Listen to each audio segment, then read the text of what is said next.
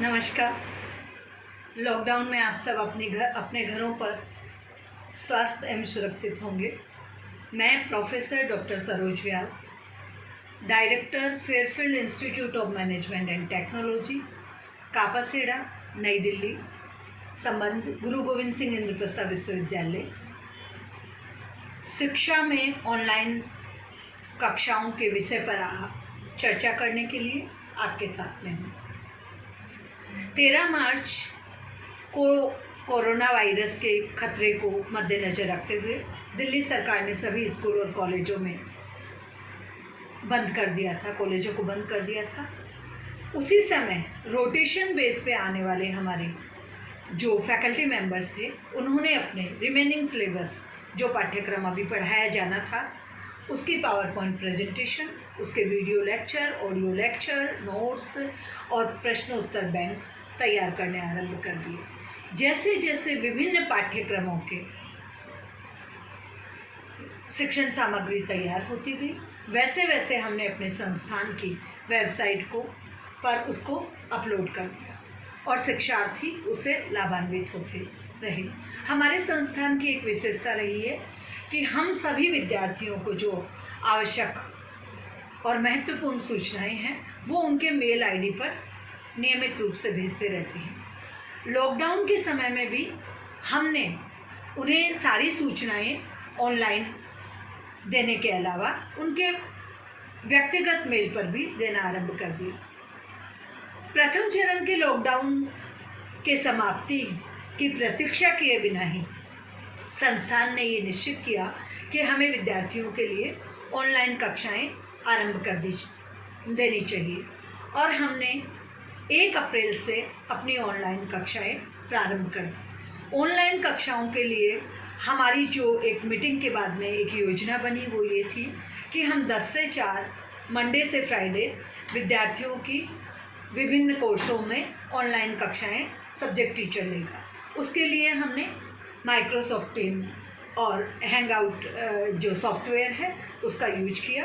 सभी विद्यार्थियों को उनके टाइम टेबल का शेड्यूल भेज दिया गया, वेबसाइट पर भी अपलोड कर दिया गया और उन्हें बता दिया गया कि उनकी कक्षाएं नियमित चल रही है। सभी जो फैकल्टी मेंबर्स हैं वो अपने अपने सब्जेक्ट की तैयारी करके ऑनलाइन क्लासेस ले रहे हैं।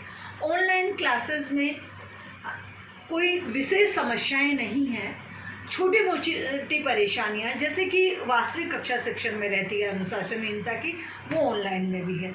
कभी कभी कुछ नोटेरियस स्टूडेंट हमारे द्वारा भेजे गए लिंक और हम जो उनको पासवर्ड देते हैं उसको अपने दोस्तों को दे देते हैं या वही किसी और दूसरी नाम से आईडी के साथ में वहाँ न्यूसेंस क्रिएट करते हैं, लाइक गाना बजा दिया, म्यूट कर दिया या कोई और कुछ इस तरह का बीच में फैकल्टी को डिस्टर्ब करना, ऐसा कर दिया।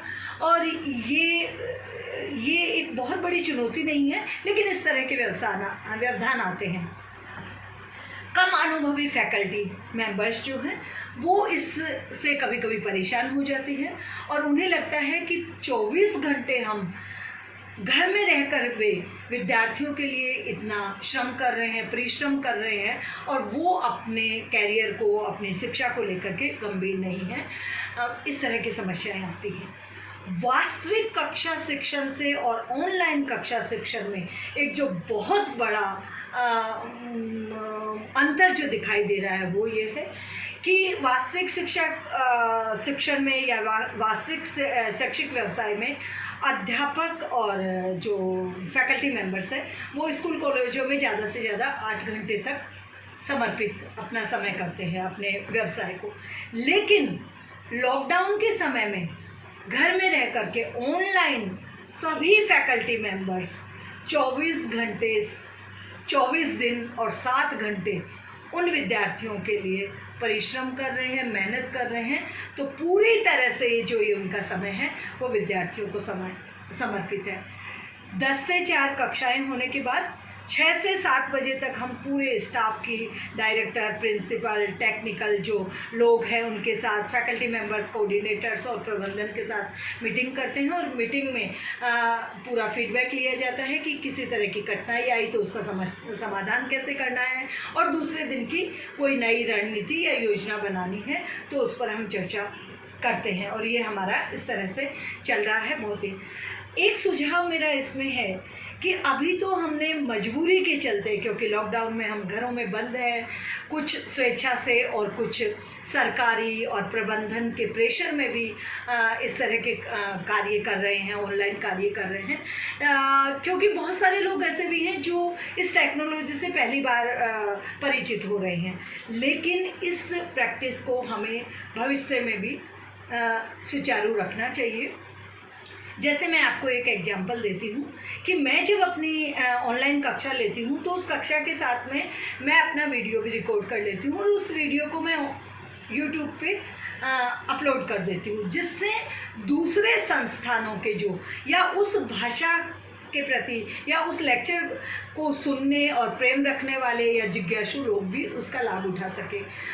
ऐसे में बहुत सारे स्टूडेंट्स का हमारे पास में एक फीडबैक आया है, एक निवेदन आया है कि विद्यार्थियों के लिए तो शिक्षक समुदाय इतना श्रम कर रहा है, उनके जो अभिभावक, उनके परिजन, उनके पेरेंट्स, घर के अन्य सदस्य जो लॉकडाउन में हतोत्साहित हैं या अवसाद की स्थिति में हैं या मानसिक रूप से अस्वस्थ अपने आप को महसूस कर रहे हैं, उनके लिए भी सकारात्मक मोटिवेशनल लेक्चर्स या क्लासेस हमें देनी चाहिए।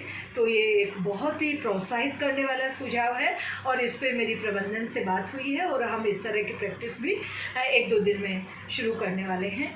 तो ये हमारा ऑनलाइन क्लासेस का और लॉकडाउन में जो अनुभव रहा वो मैंने आपके साथ शेयर किया। और डोगरा जी, मैं आपका बहुत बहुत धन्यवाद करना चाहती हूँ कि आपने अपने विचार आप लोगों के साथ साझा करने का मुझे अवसर दिया। इसके लिए मैं आपका धन्यवाद करती हूँ। घर में रहिए, स्वस्थ रहिए। धन्यवाद।